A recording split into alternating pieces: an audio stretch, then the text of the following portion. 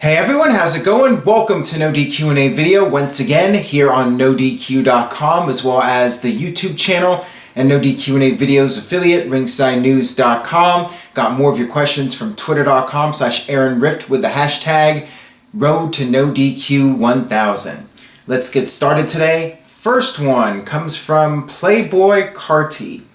Since John Cena vs. Undertaker is rumored to be cancelled and Styles vs. Shane McMahon may happen, do you see Cena vs. Samoa Joe for the WWE title?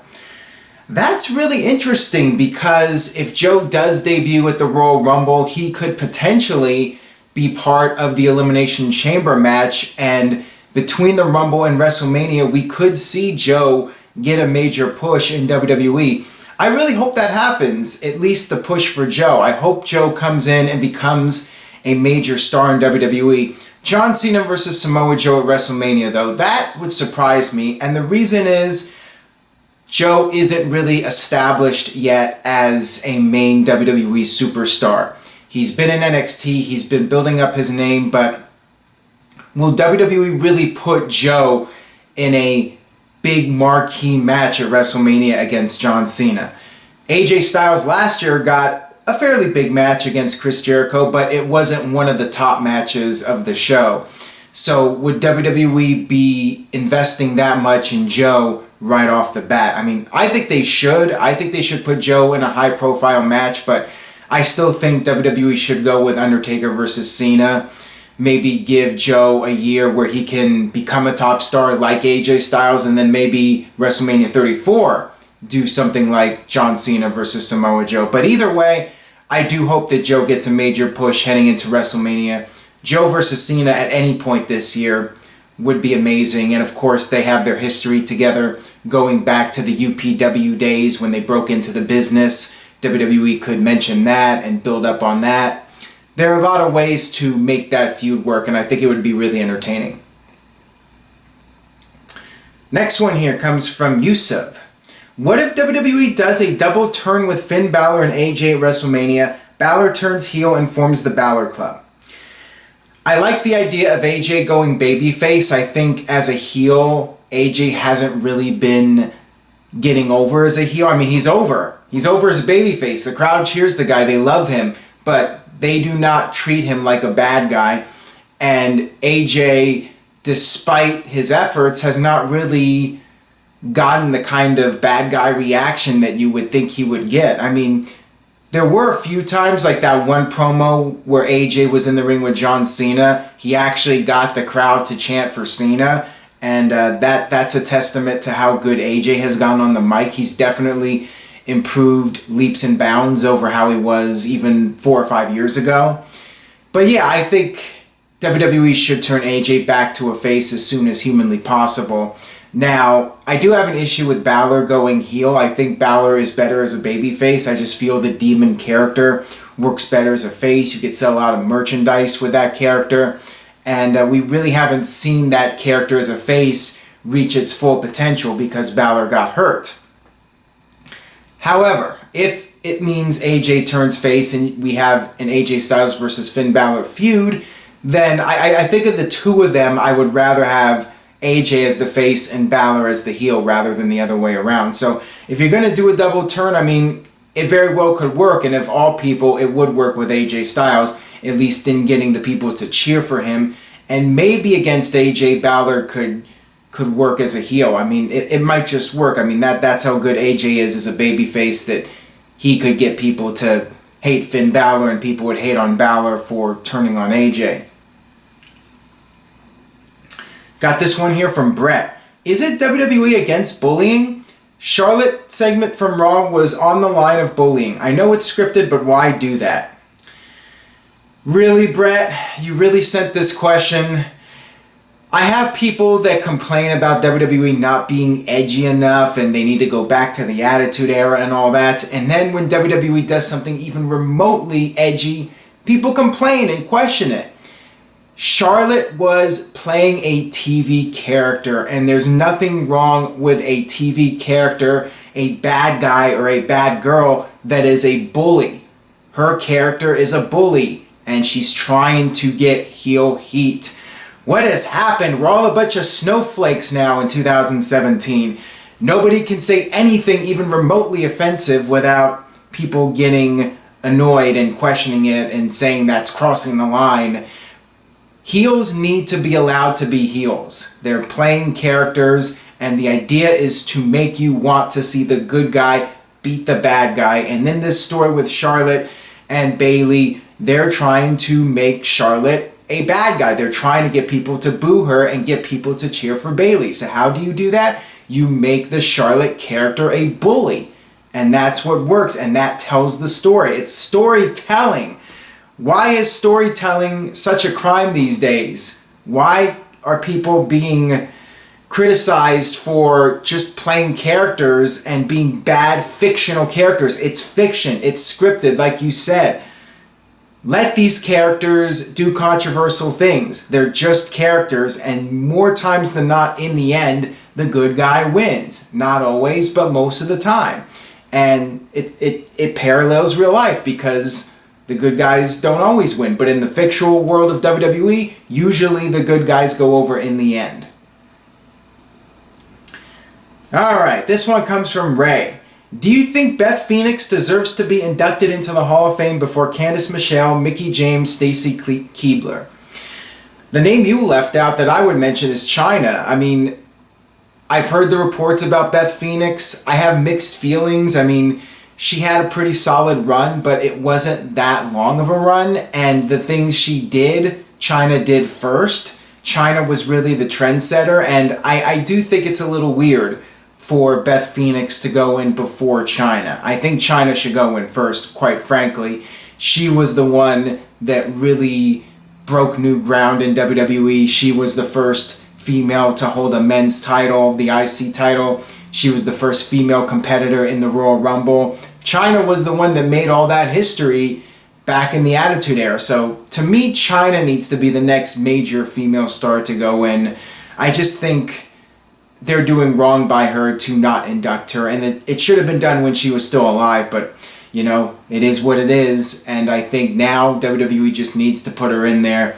You know, a lot of people want to see that happen, and I think they should do that first before inducting Beth Phoenix. I mean, nothing wrong with Beth Phoenix. Like I said, I think she was an overall solid performer. She had a pretty good run, but there are definitely other women that I feel should be inducted first, and Chyna would be the one at the top of my list. This one comes from Samuel Shepard. What did you think of Don West's heel turn in 2009, and was you at that meeting? I'm not sure what meeting you're talking about. The Don West heel turn, I thought it was bad. But the thing is, they were trying to figure out something for Don West to do since Taz came in, and Taz basically took over Don West's position as the color commentator. It didn't work, and sure enough, Don West left the company shortly after that. Don West is back now in TNA, and who knows if he'll come back and start doing color commentary again.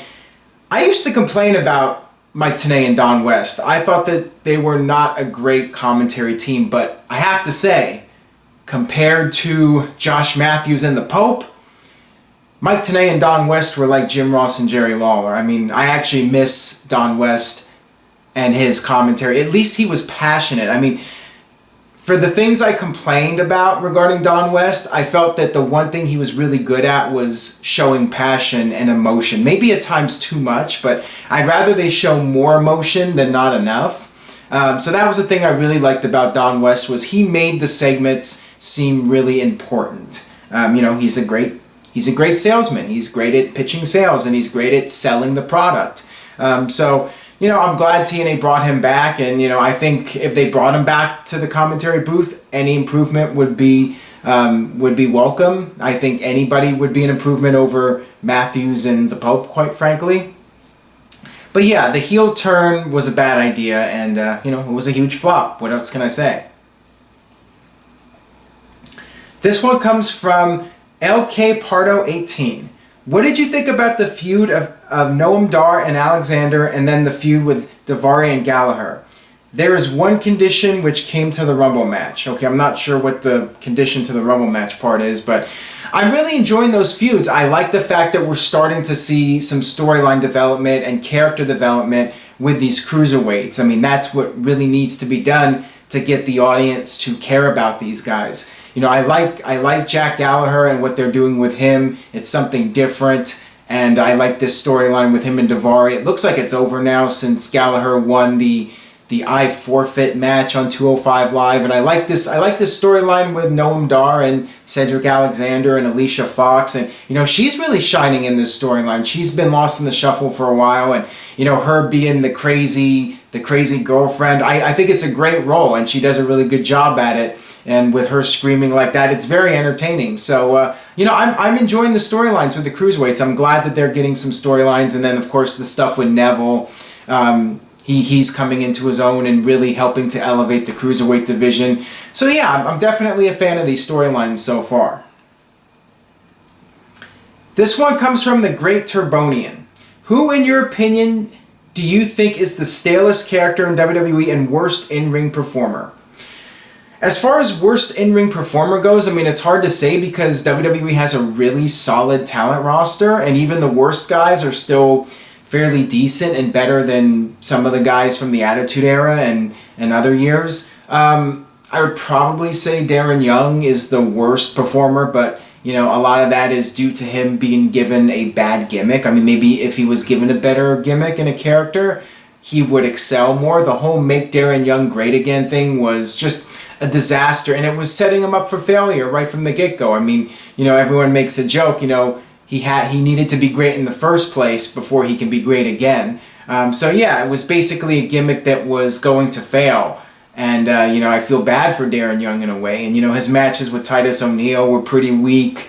You know, not really bad, but just nothing to them. You know, Dana Brooke hasn't really been able to shine on the main roster. Her matches have been disappointing, and her character hasn't really done much. So, you know, I would probably say Dana for the women. And Titus, you know, I feel bad for him too because of his suspension, but you know, his stuff with the Titus brand is really bad, and you know, the stuff with the New Day's been a little bit more entertaining, but where's it going? What's it going to lead to?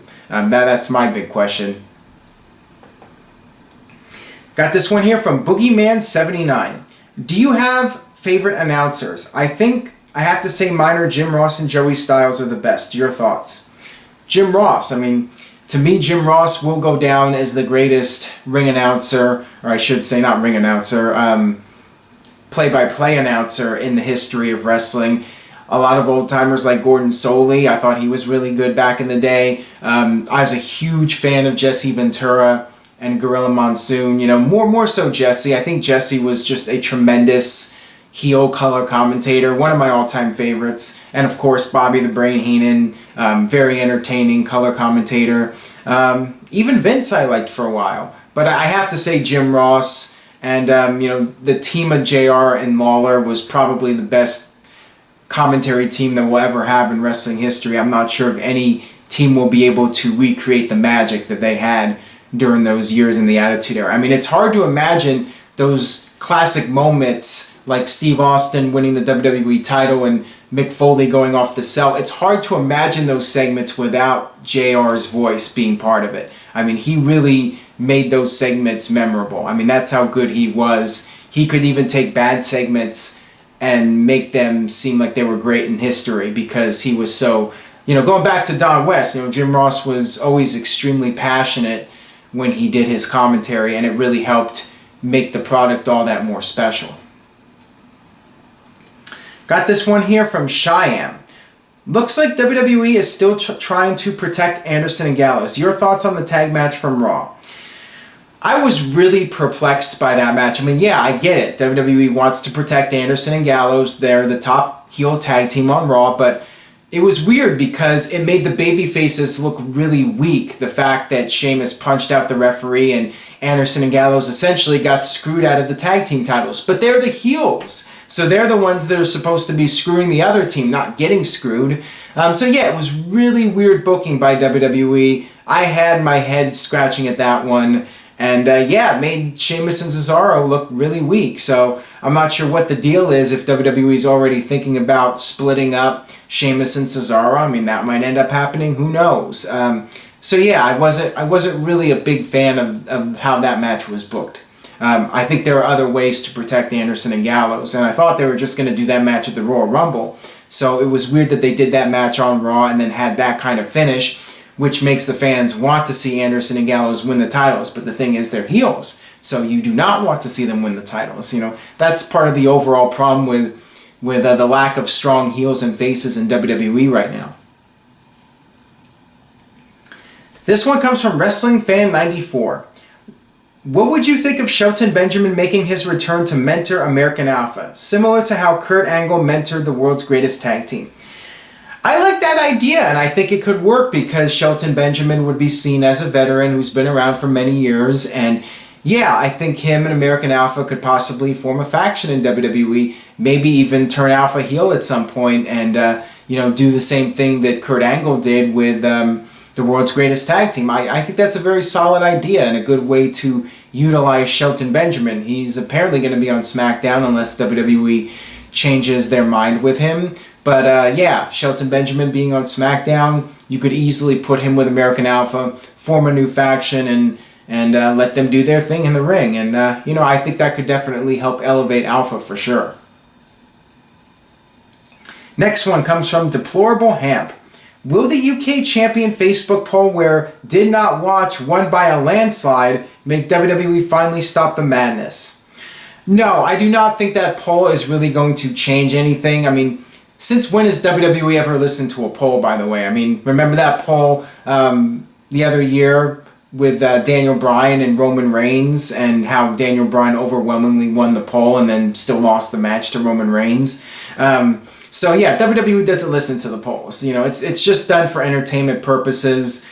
And WWE, if there's money to be made in doing these tournaments overseas and doing these specials on the network, if it helps increase subscribers and it's a good investment for the future, you're expanding, you're getting more talent from different places. If there's a benefit to spending the money and doing these tournaments, WWE is going to keep doing it. And, the UK tournament was definitely a critical success. Was it a financial success? I mean, you'd have to ask the people in WWE if it was worth the money to spend on doing that tournament and having it air on the WWE network. Did it increase subscribers? Did they discover some new talents that might become major stars? So there's a lot of different things you have to take into consideration, but my gut feeling is WWE will be doing more of these. There's the talk about doing the women's tournament, and they might end up doing a Mexico tournament and other countries as well. I could see this going further beyond just a UK tournament.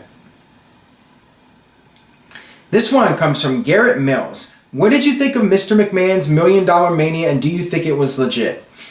I don't think it was legit.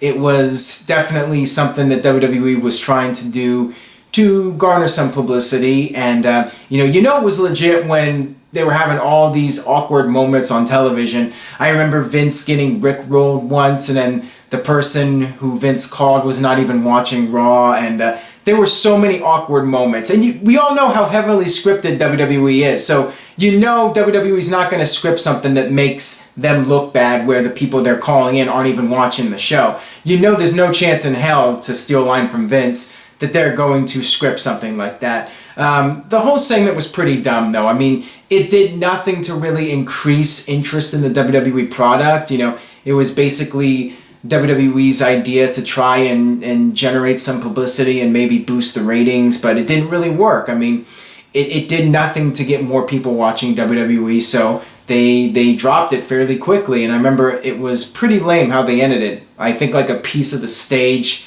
fell on Vince, but it was obvious that it landed nowhere near close to where Vince was. I mean, it was really stupid. So yeah, the whole thing was pretty damn lame. And WWE never mentions it, and there's a good reason why they don't, because it just didn't work.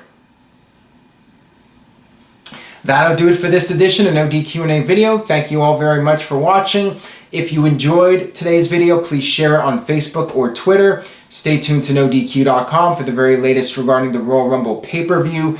There will be predictions videos for both the NXT TakeOver show as well as the Rumble coming up on NoDQ.com and the YouTube channel, so stay tuned for all that. I will see you guys next time.